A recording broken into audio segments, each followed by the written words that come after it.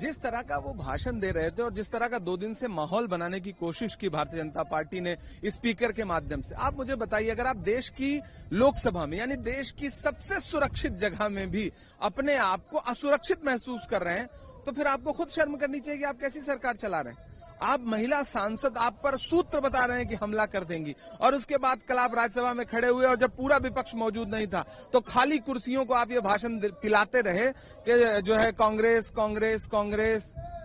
आदरणीय प्रधानमंत्री जी, आप चौराहे पर खड़े हुए ट्रोल नहीं हैं, आप देश के प्रधानमंत्री हैं, आपसे एक मर्यादित भाषा की उम्मीद की जा सकती है। 11-12 साल से वही एक राग आप अलाप रहे हैं, कांग्रेस कांग्रेस कांग्रेस मुक्त भारत। ये सपना आपका सपना ही रह जाएगा। इसी सपने के साथ आप इस गद्दी से विदा लेंगे, आप ये भी जान के रखिए। और जब देश की संसद में खड़े हों तो संसदीय मर्यादाओं वाला भाषण करें, चौराहों वाला भाषण ना करें। सर्जनशील न्यूज